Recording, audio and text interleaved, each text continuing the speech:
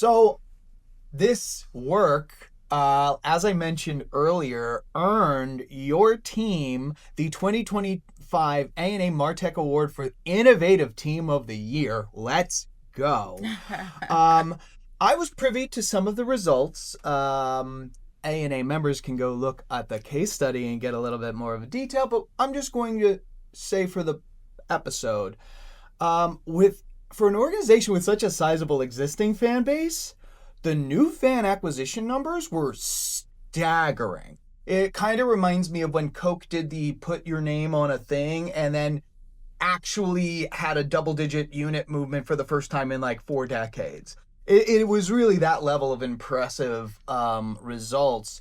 So could you unpack what you think kind of the secret sauce to the new fan acquisition was? Sure. So the first key unlock was centralizing our data. Mm-hmm. So, and when I talk about centralizing our data, it was data from multiple sources, including the clubs, into this single source of truth. We call it the unified view of the fan. That was the first time we were able to see the fan in the fan's totality, which definitely, that in and of itself was a game changer to begin with. So that was the key unlock for us. And then building on that foundation, we were able to integrate end-to-end our entire tech ecosystem, from the data layer all the way through the orchestration layer into the channels. And so what that did for us is it also started to provide a lot more visibility into fan behavior at scale. Yes. That was another unlock. And then we were able to do things and unlock capabilities that we were not able to do in the past. For example, dynamic audience profiles, where in real time, it gets updated in real time. And we're able to, like, when a fan engages with us, we can actually instantly engage them in the next best action.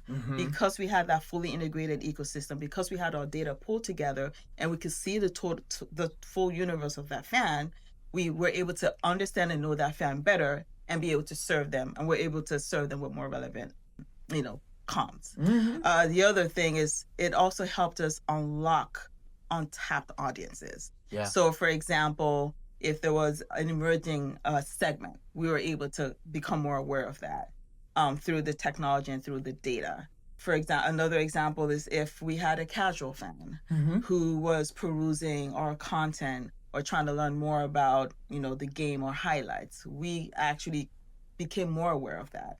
And based on that information and based on the fact that they're a casual fan, we can deliver more tailored interactions or tailored messages to them, more personalized messages to them, and be able to orchestrate across different touch points for that fan. And then speaking about orchestration, that was another game changer. So orchestration is what turns all these disconnected tools and disconnected touch points into more of a cohesive fan experience. Without it, you could have amazing data, you can have great content, you can have great touch points or channels, but they all are operating in a siloed manner. And so for us, orchestration was what allowed us to deliver the right message to the right fan at the right time. That is so important. We say it all the time, marketers are storytellers, right? Yeah. You can't just throw 8 scenes at me and call it a story. Things need to happen. This happens, therefore this happens, but this happens. It needs the connective tissue.